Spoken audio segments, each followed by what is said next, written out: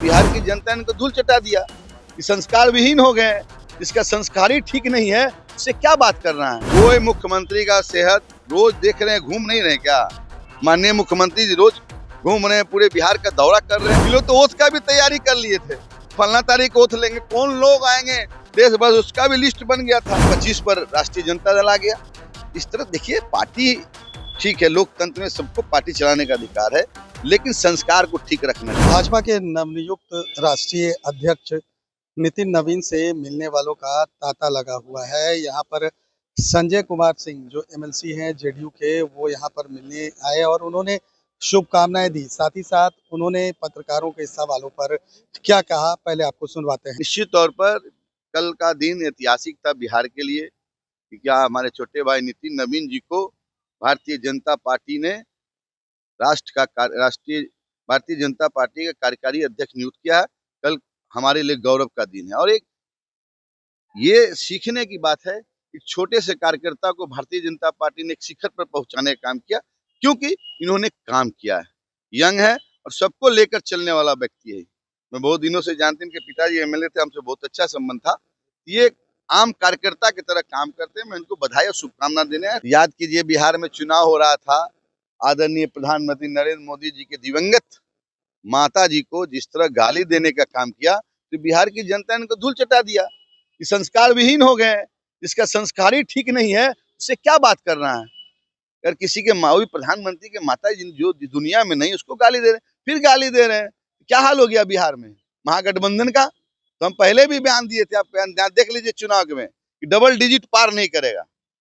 आज 25 पर राष्ट्रीय जनता दल आ गया। इस तरह देखिए, पार्टी ठीक है, लोकतंत्र में सबको पार्टी चलाने का अधिकार है, लेकिन संस्कार को ठीक रखना चाहिए। किसी को गाली दे देना, किसी को तुम ताम कर देना, इससे पार्टी नहीं चलता है। और दुर्दिन आने वाला कांग्रेस का। नहीं कह रहा है कि चुनाव हार गए तो बिहार में रहकर हम लोग क्या करेंगे। तो ठीक बोल रहे हो, उनको धन्यवाद देता हूँ। बॉम्बे में काम कर दे, फिल्म इंडस्ट्रीज में, फिल्म में फिर जाके काम करे। वो तो डिप्टी सीएम के उम्मीदवार थे। ये लोग तो ओथ का भी तैयारी कर लिए थे, फलना तारीख ओथ लेंगे, कौन लोग आएंगे देश भर, उसका भी लिस्ट बन गया था। तो अपना लिस्ट बनाए, बॉम्बे में काम करें। मुख्यमंत्री के सेहत पर सवाल उठाते थे। कोई मुख्यमंत्री का सेहत रोज देख रहे हैं, घूम नहीं रहे क्या? माननीय मुख्यमंत्री जी रोज घूम रहे हैं, पूरे बिहार का दौरा कर रहे हैं।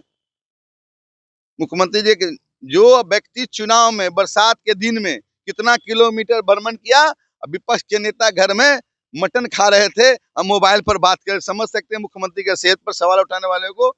मैं इतना कहना चाहता हूं कि ऐसे सवाल ना उठाएं। बिहार की जनता, 14 करोड़ जनता ने जो मैंडेट दिया, उसको सीखने की जरूरत है। जेडीयू के बड़े नेता निशांत को लेकर चर्चाएं हो रही है। निशांत देखिए, निशांत जी इंजीनियर हैं, माननीय मुख्यमंत्री जी के सुपुत्र है। निश्चित तौर पर पार्टी में उनको निर्णय लेना है। पार्टी का लोग चाहते हैं कि निशांत जदयू में और कमान संभाले। तो आपने सुना कि संजय सिंह कहते हुए नजर आ रहे हैं कि नितिन नवीन, जिनको राष्ट्रीय कार्यकारी अध्यक्ष बनाया गया है, ये बिहार के लिए काफी गौरव की बात है।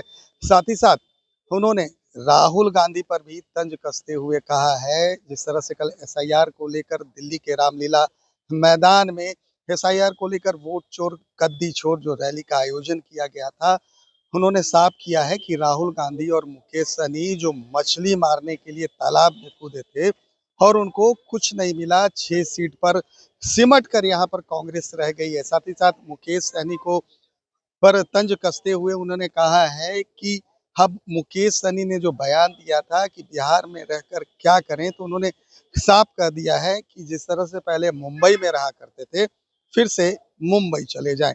बिहार की राजनीति के लिए बड़ा दिन है, क्योंकि नितिन नवीन जो कि बांकीपुर से विधायक हैं और बिहार सरकार के मंत्री भी हैं, उनको राष्ट्रीय कार्यकारी अध्यक्ष बनाया गया है।